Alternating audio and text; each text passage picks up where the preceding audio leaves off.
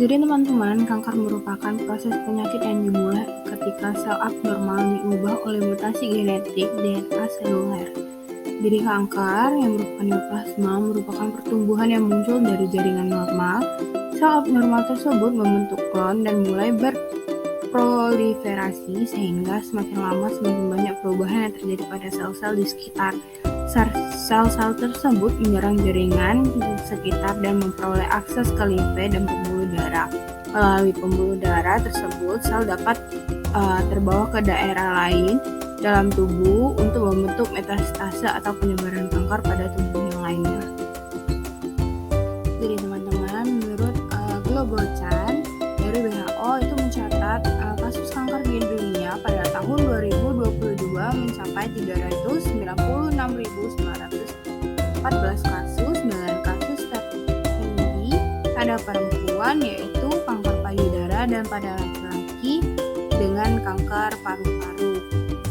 Juga menurut Yayasan Kanker Indonesia itu penyebab tingginya kasus kanker di Indonesia adalah kondisi lingkungan yang terus menghasilkan bahan karsinogen seperti rokok, daging olahan, dan juga pola makan terhadap individu juga mempengaruhi penyakit kanker tersebut. Jadi selanjutnya ada kemoterapi. Kemoterapi ini merupakan senyawa kimia yang diberikan kepada penderita kanker untuk mencegah dan mengobati penyakit tersebut. Jadi kemoterapi ini dapat dikatakan pemberian zat kimia tertentu pada pasien kanker untuk membunuh atau menghambat proliferasi sel kanker. Nah, yang mempunyai karakteristik antineoplastik dan sitostatika. Nah, tidak seperti terapi radiasi atau operasi yang bersifat lokal, kemoterapi merupakan terapi sistemik yang berarti obat menyebar ke seluruh tubuh dan dapat mencapai ke sel kanker yang telah menyebar jauh atau bermetastase ke tempat lain.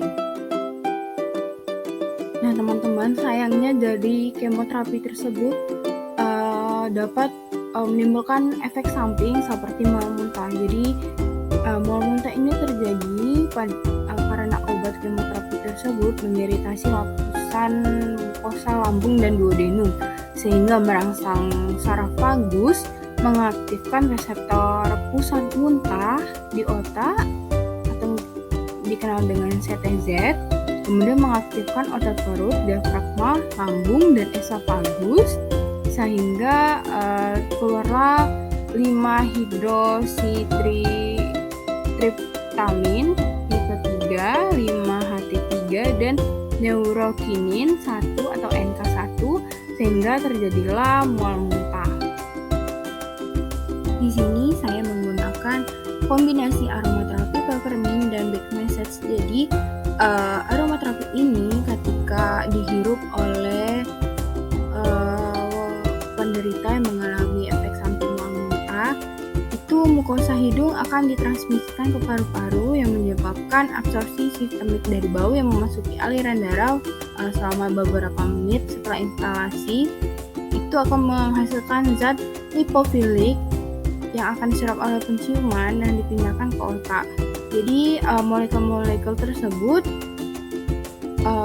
bergerak melewati olfaktorius dan memicu reseptor di epitel hidung sehingga merangsang sistem limbik dan talamus untuk pelepasan endorfin dan serotonin yang kemudian berinteraksi dengan neuropsikologik yang akhirnya menimbulkan persepsi segar dan nyaman.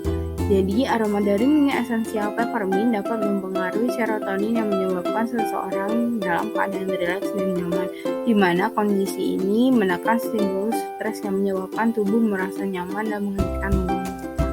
Sama seperti pada back massage itu ketika kita massage pasien, itu pasien akan merasa nyaman, kemudian rileks dan juga akan melepaskan endorfin dan serotonin yang akan menyebabkan seseorang tersebut berada dalam keadaan rileks dan nyaman dan dapat menurunkan rasa mual muntah.